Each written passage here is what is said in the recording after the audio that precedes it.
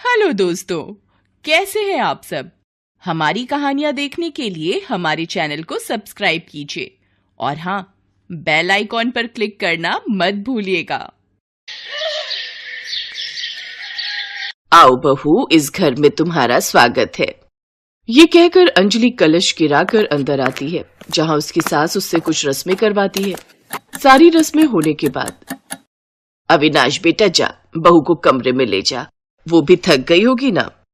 जाओ बहू, अब आराम कर लो, बाकी की रस्में कल हो जाएंगी। इतनी दूर की बारात थी तो थक गई होगी ना। ले जा इसे बेटा। जी माँ। अविनाश अंजलि के साथ कमरे में जाता है, जहाँ थकान के चलते वो लोग जल्दी ही सो जाते हैं। फिर आधी रात को अचानक अंजलि ठंड के मारे कांपने लगती है। ये क्या हो रहा है? इस ठंड में तो मेरी कुल्फी जम जाएगी, लेकिन ये अचानक मुझे इतनी ठंड क्यों लग रही है? कहीं कोई खिड़की दरवाजा तो नहीं खुला? अंजलि उठकर सारे खिड़की दरवाजे देखती है तो वो बंद होते हैं। तभी उसकी नजर ऊपर लगे एसी पर जाती है, जो कि ऑन था। हे भगवान, ये ठंड के मौसम में एसी किसने चला दिया? क्या हुआ अंजलि, क्यों आधी रात को बड़बड़ा रही हो? चलो सो जाओ। अविनाश देखो तो, ना जाने किसने अपना ये एसी ऑन कर दिया है। ये तो मैंने ऑन किया है। मुझे ठंड के मौसम में भी एसी चलाकर सोने की आदत है, और अब तुम भी ये आदत डाल लो। चलो अब सो जाओ। ठंड में कपकपाते हुए जैसे तैसे अंजलि सो जाती है। अगली सुबह गर्मा गर्म अदरक वाली चाय बनाकर वो अपनी सास ससुर के कमरे में ले जाती है, जहाँ उसके सास ससुर भी एसी चलाकर सो रहे थे। लगता है इन सबका मानसिक संतुलन हिला हुआ है, जो इतनी ठंड में भी ये एसी चलाकर सोए पड़े हैं। अंजलि अपने सास ससुर को चाय देकर कांपते हुए उस कमरे से बाहर लौट आती है। कितना ठंडा कमरा कर रखा है। कुछ देर बाद अंजलि अपनी पहली रसोई बनाकर सबको परोसती है। सभी लोग सर्दियों के गर्म कपड़ों में लिपटे हुए होते हैं, जिन्हें देख अंजलि कहती है, अगर आप लोगों को इतनी ठंड लगती है तो रात को एसी चलाकर क्यों सोते हो? क्योंकि बहू, हम सबको पूरा साल एसी में सोने की आदत है। फिर चाहे गर्मी हो या सर्दी या बरसात का कोई और मौसम, बिना एसी के हम सो नहीं सकते। मेरा शक सही था, इन सब का ऊपर वाला माला खाली है। लगता है या तो ये सब खानदानी हिले हुए या फिर नर्स के हाथ से पैदा होते हुए गिर गए होंगे। ऐसे ही कुछ दिन बीत जाते हैं। ठंड थी कि कम होने का नाम ही नहीं ले रही थी। बाहर लगातार कोहरा छाया हुआ था। धूप को निकले कई दिन जो हो गए थे। एक तो इस ठंड में मेरी कुल्फी जम गई है, ऊपर से इतने सारे बर्तन इकट्ठा हो गए। एक काम करती हूँ, अपनी ननद सुप्रिया को बोल देती हूँ मेरे साथ बर्तन धुलवाने में मेरी मदद करेगी। ये सोचकर वो अपनी ननद के कमरे में जाती है। सुप्रिया, आज गाजर का हलवा, पूड़ी, मटर पनीर, काफी पकवान बने थे तो कई सारे बर्तन हो गए।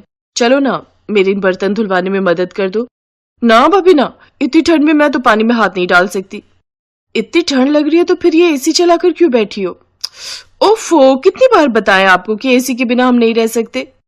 अंजलि के ससुराल में सबको ठंड में भी एसी में रहने की आदत थी, लेकिन अगर वो गलती से किसी को भी काम के लिए बोल दे तो सभी ठंड के बहाने बना लेते थे। ना बहू ना, मुझसे ये सब्जी नहीं कटती। देख नहीं रही कितनी ठंड है, मुझसे तो रजाई से भी हाथ बाहर नहीं निकाला जा रहा। अच्छा ला, मुझे जरा एसी का रिमोट तो दे, एसी ऑन कर लूं। जी तो चाहता है आज की सब्जी में जहर मिलाकर इन सबको दे दूं। ठंड में एसी में पड़े रहना है, लेकिन काम के लिए बोलो तो सबको ठंड लगने लग जाती है।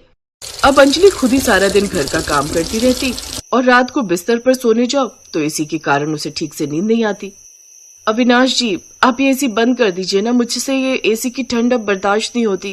कहाँ ठंड है अंजलि, और तुमने ऑलरेडी 2 रजाई ले रखी है। मैं कंबल तुम्हें और दे देता हूँ, लेकिन एसी बंद करने के लिए मत बोलना। तुम तो दिन में भी आराम कर लोगी, लेकिन मुझे तो ऑफिस जाना है ना। मुझे ऐसे नींद नहीं आएगी बिना एसी के।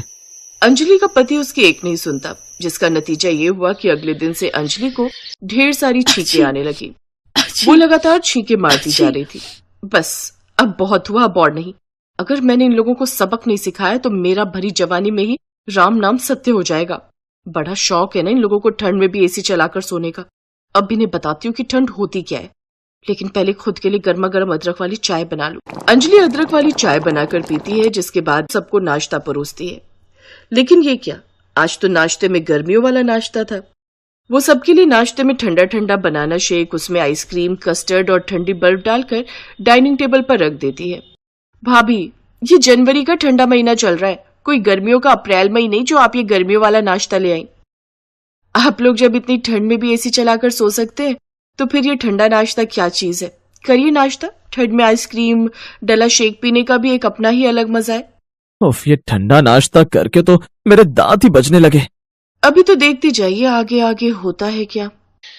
फिर अगले दिन अंजलि सभी के सारे गर्म कपड़े एक साथ धो देती है, जिसके बाद ससुराल वालों के पास एक भी गर्म कपड़ा पहनने के लिए नहीं होता, जिसके चलते सब ठंड से ठिठुरते हुए कहते हैं, बहू मेरी एक भी गर्म शॉल और स्वेटर नहीं मिल रहा, मेरे सभी गर्म कपड़े कहाँ हैं?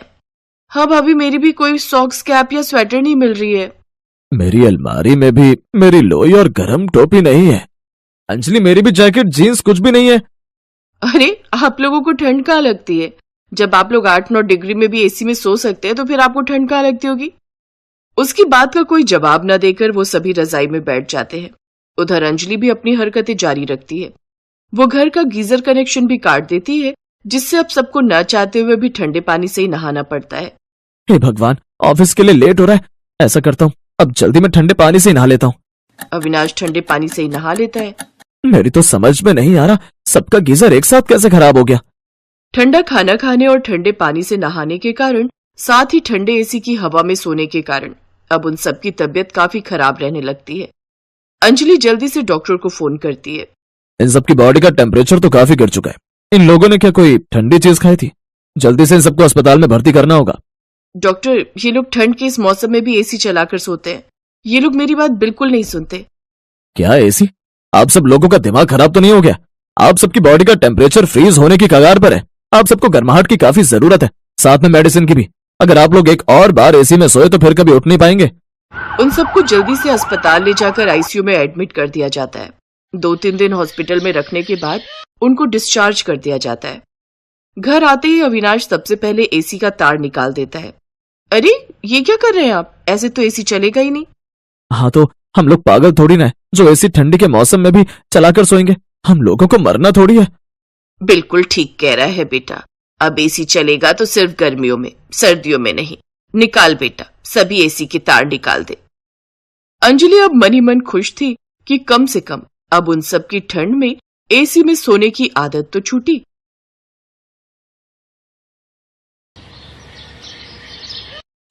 ओहो, हालत खराब हो रही है इस रसोई में। सारा दिन गर्मी में खड़े खड़े पकते रहो बस। और एक ये खुद तो सारा दिन ऑफिस में रहते हैं, लेकिन अपनी बीवी की तो इन्हें कोई चिंता ही नहीं है। आने दो आज इनको, इनकी तो आज खैर नहीं। शाम को जब अतुल घर आता है तो मधु उससे कहती है, आ गए सारा दिन एसी की हवा खाकर। खुद तो एसी में बैठे रहते हो इसलिए गर्मी का एहसास नहीं होता, लेकिन हमारे बारे में भी सोचो जरा। एक वो पड़ोस वाली रचना है, अब तो उसका पति भी एसी ले आया। किराए पर रहने के बावजूद उसे अपनी पत्नी की कितनी चिंता है। और एक तुम हो, कभी आकर पूछते भी हो कि 48 डिग्री के इस टेम्परेचर में किस तरह दिन काट रही हूं मैं? लेकिन नहीं, तुम्हें तो किसी चीज से कोई मतलब ही नहीं है। तुम्हें तो बस 2 वक्त का खाना मिल जाए और उसके बाद बीवी जाए भाड़ में। क्या हुआ मधु, क्यों आते ही राशन पानी को लेकर चढ़ रही हो? जो कहना है सीधा सीधा कहो, हर बात पर ताना मारना जरूरी है क्या? पति थका हारा ऑफिस से आया है? चाय पूछने की बजाय तुम तो मुंह से आग के गोले बरसा रही हो। जब इंसान पूरा दिन इस भट्टी जैसी गर्मी में उबलेगा तो मुंह से आग के गोले ही बरसेंगे, प्यार तो बरसेगा नहीं। और अगर आप चाहते हो कि जब आप शाम को घर आओ तो बीवी आपसे मीठी मीठी बातें बोले, तो उसके लिए पहले कमरे में एक एसी लगवा दो। एसी में मूड ठंडा रहेगा, तभी तो बीवी अच्छी अच्छी बातें करेगी। काम करते करते कमर टूट जाती है, और जब 2 घड़ी आराम करने का मन करता है ना, तो इस गर्म पंखे की हवा मुंह पर लू के थपेड़ों की तरह पड़ती है। तो पड़ोस के रचना के घर एसी की हवा खाने चली जाया करो। हाँ, ये बोलते हुए बिल्कुल भी शर्म नहीं आती ना आपको? खुद तो एसी लगवाने से रहे, ऊपर से मुझे उल्टी पट्टी पढ़ा रहे हो। मुझे कुछ नहीं पता, मुझे अपने घर में अपने कमरे में एसी चाहिए, समझे? अपनी पत्नी की जिद के आगे अतुल की एक न चली, और वो एक 1.5 टन का स्प्लिट एसी लाकर अपने कमरे में टांग देता है, जिसे देख उसकी माँ रत्ना बोली, ये देखो, ये हैं कलयुग के श्रवण कुमार। अपने कमरे में एसी लगाकर बैठ गए, लेकिन माँ बाप की चिंता किसी को नहीं। इतनी गर्मी में हम पंखे में सो रहे हैं, रात भर उस मुई छत पर टंगे पंखे को देखकर ही बीत जाती है। सीधे सीधे कहो ना माँ कि तुम्हें भी अपने कमरे में एसी चाहिए। अपने कमरे में एसी लगवाना याद रहा, लेकिन बगल के कमरे में सो रहे माँ बाप की तुम्हें कोई चिंता नहीं। अरे अगर हम कुछ बोलते नहीं तो कम से कम अपना दिमाग तो इस्तेमाल कर सकते हो ना। अपनी माँ के इतने प्रवचन सुनकर आखिरकार अतुल को अपनी जेब एक बार और ढीली करनी पड़ती है, और वो अपने माँ बाप के कमरे के लिए भी एक एसी ले आता है। इस तरह अब घर में 2 एसी हो गए। एक रोज, अरे भाभी, जयपुर में गर्मी कैसी है? यहाँ दिल्ली में तो बड़ा ही बुरा हाल है। क्या बताऊं दीदी, पहले तो यहाँ बहुत गर्मी थी, लेकिन जब से अतुल ने एसी लगवाया है ना, बड़ा आराम है। अब तो बाहर 50 डिग्री हो, रेगिस्तान जैसा माहौल हो, तब भी कमरे में आकर तो ऐसा लगता है जैसे राजस्थान से शिमला पहुंच गए हों। क्या एसी? हाँ एसी। एसी की बात सुनते ही बुआ जी के तो कान खड़े हो जाते हैं। अब जब से उसे ये खबर मिली थी, तब से बुआ जी का दिल जयपुर जाने के लिए तरस रहा था, और वो फोन करके अपनी भाभी यानी कि रत्ना से कहती है, अरे भाभी, सोच रही थी बड़े दिन हो गए जयपुर आए हुए, दिल्ली में गर्मी भी बहुत है, तो क्यों ना कुछ दिन वहीं आ जाऊं। हाँ हाँ क्यों नहीं दीदी, आखिर ये भी तो आपका ही घर है, जब मर्जी आइए। ये कहकर रत्ना ने फोन रख दिया। उसने बुआ जी को आने के लिए कह तो दिया, लेकिन अब फिर से वही समस्या थी कि बुआ जी को सुलाएंगे कहाँ।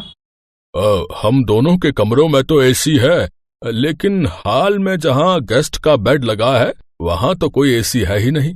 अब ऐसा अच्छा थोड़ी ना लगता है कि हम एसी वाले कमरे में सोएं और मेहमान सारी रात गर्मी में करवट बदलते बदलते ही रात काटते रहें। गर्मी का मौसम है बेटा, मैं तो कहती हूँ अब एक एसी हॉल के लिए भी ले ले, नहीं तो उम्र भर का उलाहना हो जाएगा तेरी बुआ का कि मैं तो भाभी के घर गई थी, सब लोग मजे से ठंडी ठंडी हवा में सोते थे और मैं वहां गर्मी से मर रही थी। अब तुम अपनी बुआ की आदत तो जानते ही हो ना बेटा। हाँ माँ, और वैसे भी ऐसे अच्छा थोड़ी ना लगता है कि हम सब आराम में एसी में सोएं और बुआ बेचारी गर्मी में। मैं देखता हूँ, मैं क्रेडिट कार्ड से एक एसी हॉल में भी लगवाई देता हूँ। 3 दिन बाद बुआ दिल्ली से जयपुर आ गई।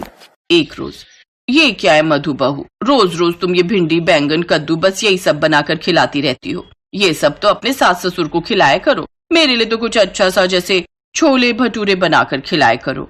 बुआ जी वो क्या है ना, गर्मी इतनी ज्यादा है तो आजकल सादा खाना ही ठीक रहता है, खाने में भी आसानी और पचने में भी आसानी। क्योंकि मेरा क्या है, मैं तो गर्मी में खड़े होकर भटूरे बना ही दूंगी, लेकिन आप सोच लीजिए कहीं ये सब तला भुना खाकर ये सब आपके पेट में तहलका ना मचा दे। अरे चुप कर, इतनी भी कच्ची खिलाड़ी नहीं हूँ मैं, दिल्ली वाली हूँ, और दिल्ली वाले तो मशहूर ही हैं खाने के लिए। भरी गर्मियों में भी जिसने चांदनी चौक के छोले भटूरे पराठे वाली गली के लच्छे पराठे ना खाए हो तो वो दिल्ली वाला नहीं। ओए होए, मेरे मुंह में तो अभी से पानी आ रहा है। तू जा और जल्दी से वही बना, और सुन, साथ में पुदीने की चटनी और रायता भी बना लेना, एसी की ठंडी हवा में बैठकर आराम से खाऊंगी। जी बुआ जी। मधु मुंह लटकाकर रसोई में चली जाती है।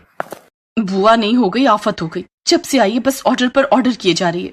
इतनी गर्मी में शाही खाना बनवाना इनको, सुबह से शाम तो मेरी इस किचन में ही हो जाती है। आखिर क्या फायदा हुआ रूम में एसी लगवाने का जब सारा दिन मैंने रसोई में रहना है। तो उस हिसाब से तो एक एसी रसोई में भी होना चाहिए। आने दो उनको, आज ही बात करती हूँ उनसे। शाम को सारा काम निपटा कर मधु अपने कमरे में जाती है और अतुल से बात करती है। देखो जी, आपकी इन बुआ के लिए तरह तरह के भोग इतनी गर्मी में रहकर बनाने की मेरे बस की तो नहीं है। तुम कहना क्या चाहती हो? यही कि कमरे और हॉल से ज्यादा तो मैं रसोई में रहती हूँ, तो मेरे लिए एक एसी रसोई में भी लगवा दो। क्या तुम्हारा दिमाग खराब हो गया क्या? अगर तुमने मेरी ये बात नहीं मानी ना तो मैं ये घर छोड़कर अपने मायके चली जाऊंगी, फिर संभालते रहना अपने मेहमान को। उफ़, ये माँ भी ना जब खुद खाना बनाती थी तो बुआ को 2 दिन से ज्यादा टिकने नहीं देती थी, लेकिन अब बहू आ गई खाना बनाने के लिए तो उन्हें गप्पे लड़ाने के लिए रोक लेती है। अब अतुल के पास कोई चारा नहीं था और हार थक कर उसे किचन में 1 टन का एसी लगवाना ही पड़ा।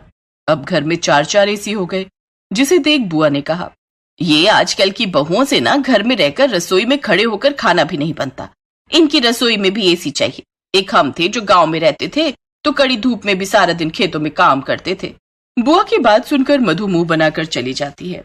ऐसे कुछ दिन बीत जाते हैं, लेकिन बुआ थी कि जाने का नाम ही नहीं ले रही थी। वो सारा दिन हॉल में रहकर एसी की हवा खाती, तो वहीं मधु भी अपने कमरे का एसी बंद करके रसोई में काम के लिए जाती तो वहां का एसी ऑन कर देती। सास ससुर अपने कमरे के एसी में आराम से बैठते। अब तो मधु की सहेली रचना भी उसके घर आती तो 2-2 घंटे उसके कमरे में बैठकर एसी की हवा खाते हुए यहाँ वहां की चुगली करती रहती। बुआ के वहां रहने से सुबह से शाम तक काम कर कर के अब मधु थक गई थी। अब उसने अपने पति से कहा, देखो जी, जब तक बुआ जी हैं मेरी हेल्प के लिए एक नौकरानी लगवा दो ना। अब माँ जी और बुआ जी तो मेरी कोई हेल्प करती नहीं, सारा काम मुझे अकेली को ही करना पड़ता है। अच्छा ठीक है, मैं 1 महीने के लिए किसी काम वाली को लगवा लेता हूँ। लेकिन ये क्या, जो नौकरानी औरों के घर 2 घंटे में काम निपटा कर चली जाती, वो मधु के घर 5-5 घंटे तक काम करती। वो एसी की हवा खाने के बहाने काम पर लगी रहती। अब बस भी कर शीला, अब क्या इस फर्श को रगड़ रगड़ कर जान निकालेगी क्या? कुछ दिन बाद बुआ को कुछ काम होता है और वो वापस दिल्ली चली जाती है। फिर एक रोज, 60,000 का बिजली का बिल, अगर सारी तनख्वाह मैं एसी में भर दूंगा तो और खर्चे कैसे निकलेंगे? वैसे भी एसी की ईएमआई भरना अभी बाकी है। अरे कोई अमीर आदमी भी बिजली की इतनी खपत नहीं करता है। जब तुम एक घर में रहती हो तो सारा दिन इस हॉल में एक जगह एसी में बैठ गई है, वहां रहकर सब्जी काट ली, आटा लगा लिया, फिर रसोई में जाकर चौका मार लिया। अगर तुम लोगों का यही हाल रहा ना तो मेरा अतुल बर्बाद हो जाएगा। मधु और रत्ना को अपनी गलती का एहसास होता है और अब वो बड़ी सोच समझकर एसी चलाती हैं और बिजली की बचत करती हैं। हेलो दोस्तों, कैसे हैं आप सब? हमारी कहानियां देखने के लिए हमारे चैनल को सब्सक्राइब कीजिए और हाँ, बेल आइकॉन पर क्लिक करना मत भूलिएगा।